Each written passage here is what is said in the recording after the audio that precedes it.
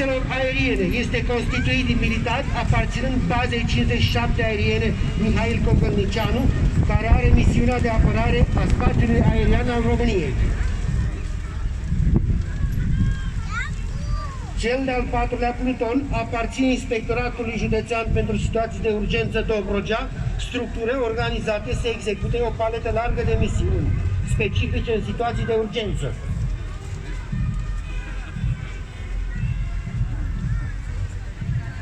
Defilează prin fața dumneavoastră un pluton aparținând Inspectoratului de Jandarmi Județean Mihail Cogălnicianu, care are misiunea de asigurare a ordinii publice în județul Constanța.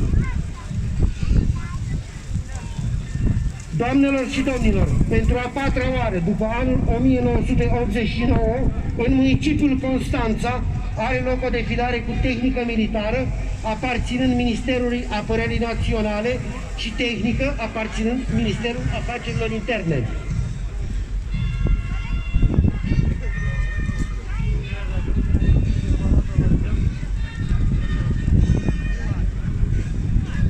Defilează prin fața dumneavoastră mașina de luptă a infanteriei Melei 84 Șterul.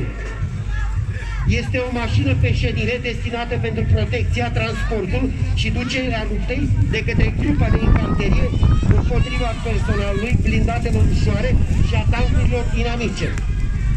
Este dotată cu un tun automat de 25 de mm și o mitralieră calibru 7,62 metri.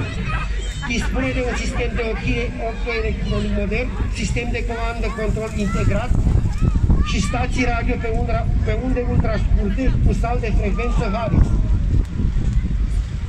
Asigură transportul și protecția grupei de infanterie formată din 9 militari.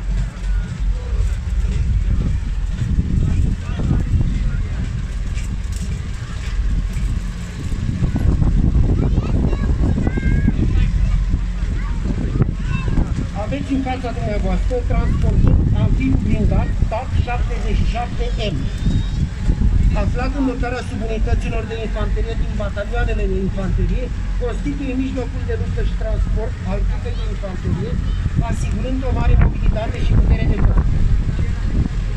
Este dotat cu un sistem de mitraliere coaxiale cu calibre de 14,5 mm, 7,62 mm, transportă grupa de infanterie de 9 militari, poate traversa cursuri de apă cu viteză de până la 5 metri pe secundă.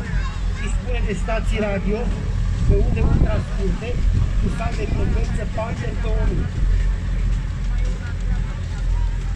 Are două motoare tip Saviem, dispune de o mare capacitate de trecere în teren variat sau cu portanță redusă, nisip, mlaștină, zăpadă afânată. Această capacitate este asigurată de puterea motoarelor sare, garda la sol înaltă, suspensie independentă, pneuri elastice și de dimensiuni mari, afectat cu un sistem central de reglare.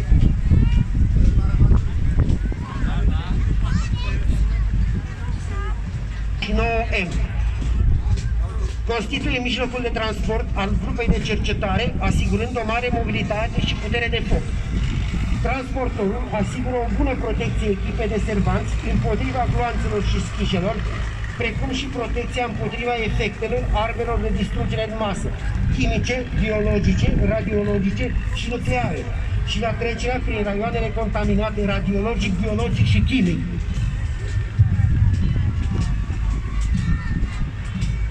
De asemenea, transportorul dispune de o mare capacitate de trecere în teren variat sau cu portanță redusă.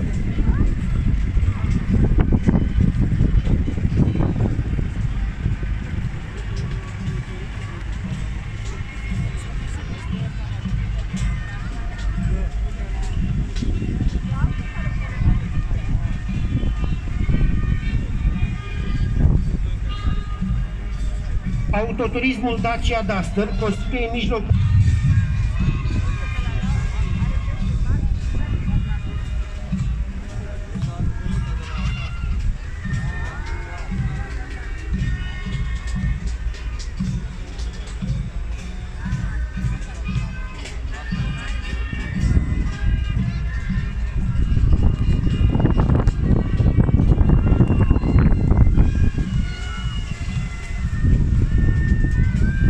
defilează prin fața dumneavoastră autocamionul de transport de capacitate medie Iveco, care este un autovehicul achiziționat recent în Armata României.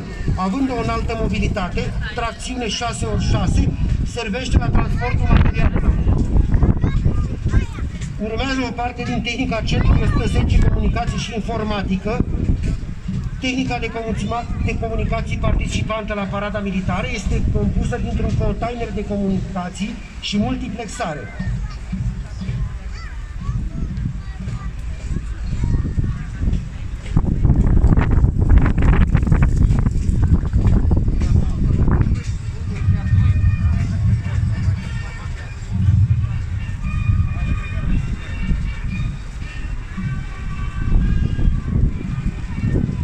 Urmează tehnica Centrului 39 Scafandre. Defilează prin fața dumneavoastră o embarcațiune de tip RIP utilizate de scafandri militari în activitățile lor specifice.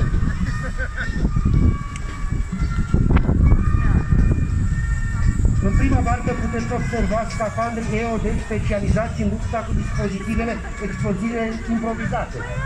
În cea de-a doua barcă îl puteți observa pe scafandrii de mare adâncime de la Divizionul 176, nave scafandrii de mare adâncime.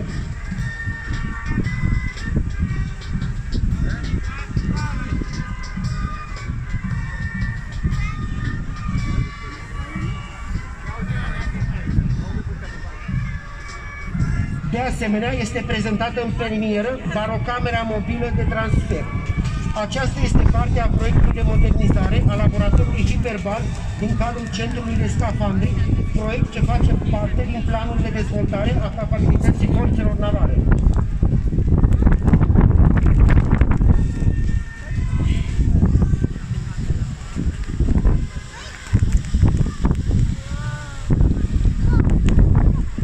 În continuare, defilează tehnica Inspectoratului pentru Situații de Urgență, astfel. Autoturism muncă operativă, Dacia Duster, utilizată pentru transportul personalului operativ.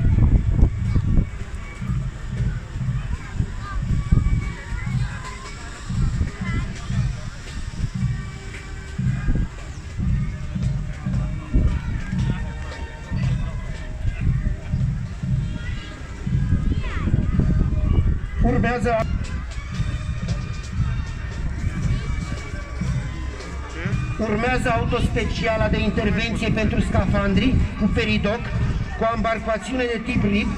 Aceasta asigură deplasarea pe căile rutiere către locuri pentru intervenția scafandrilor.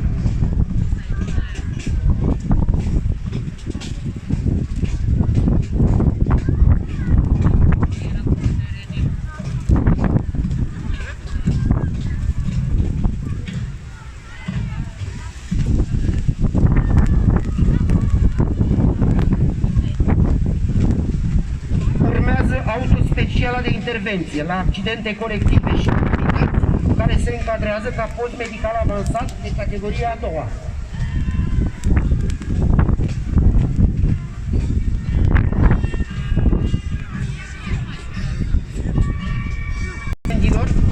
Apă și spumă, care are un echipaj format din 5 pompieri, un bazin de apă de 9 tone și un bazin spumogen lichid de 300 de litri.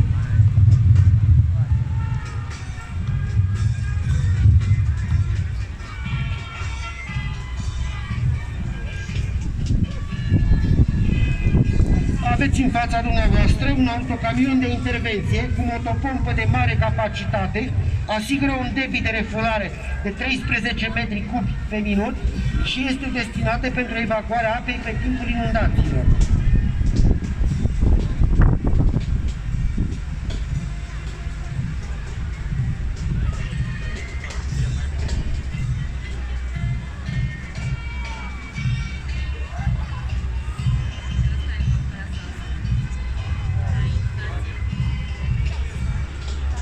Aveți în fața noastră un autocamion de intervenție cu container generator curent care asigură energie electrică în situații de urgență.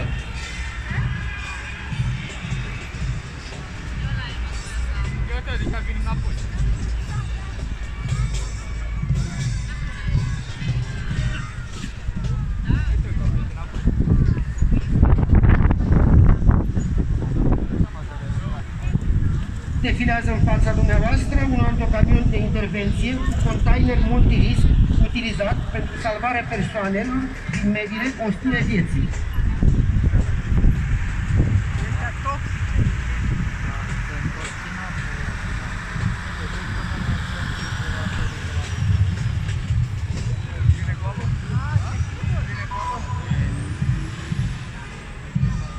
Aceasta este o automacara cu auto specială de intervenție pentru ridicarea unor obiecte având tonaj ridicat, maxim 33 de tone.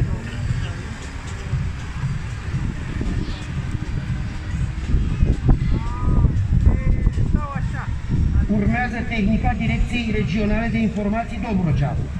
Aveți în fața noastră auto specială de intervenție antiteroristă cu 4 luptători. Rolul de ripostă imediată, evacuare și izolarea zonei unde urmează să se producă un incident de natură teroristă.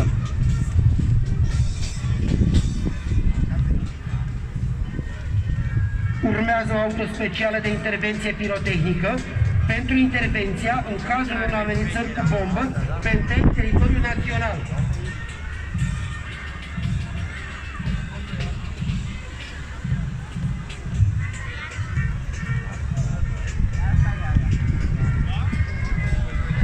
Urmează autospeciala poștei speciale utilizate pentru transportul, colectarea și distribuirea, protecția, corespondenței clasificate și acele speciale neclasificate.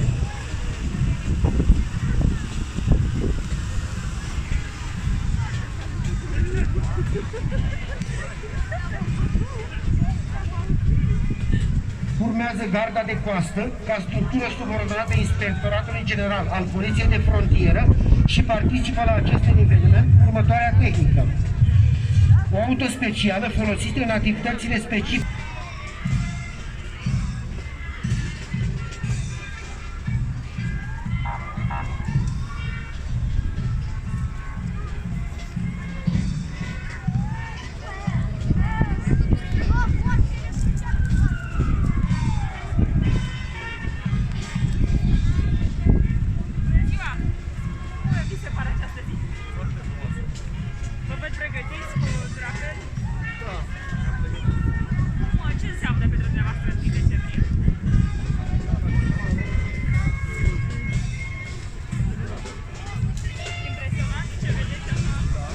Urmează tehnica grupării de jandarmi mobile Tomis.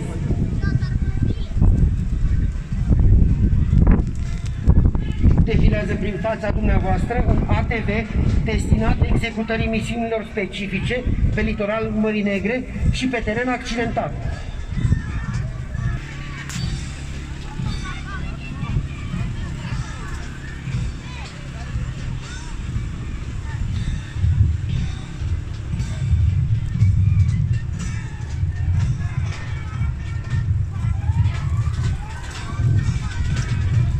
Urmează o auto specială Peugeot Expert destinată executării misiunilor de intervenție o auto specială Opel Vivaro destinată transportului câinilor de serviciu.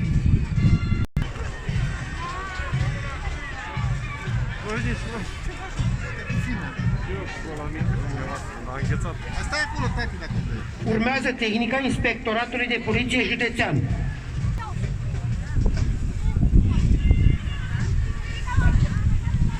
Aveți în fața noastră o auto specială Volkswagen Polo a Poliției Rutiere, care este prevăzută cu aparate radar pentru măsurarea vitezei și supravegherea traficului rutier. Este prevăzută cu aparate dinotest și pentru drag test.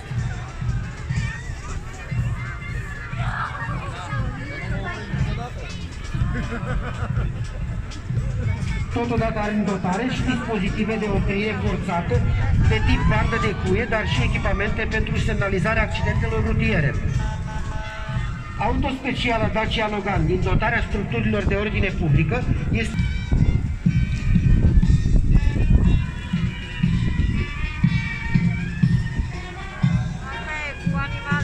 urmează și sprijinul reciproc acordat de către reprezentanții Inspectoratului de Jandarmi Județean Constanța, Grupării de Jandarmi Mobile Tomis, Inspectoratului pentru Situații de Urgență Dobrogea, Inspectoratului de Poliție Județean Constanța, Poliției Direcției Regionale de Informații, Cărții de Coastă Constanța și nu în ultimul rând, doamnelor și domnilor, vă mulțumim și dumneavoastră pentru participare. La mulți ani români, la mulți ani România!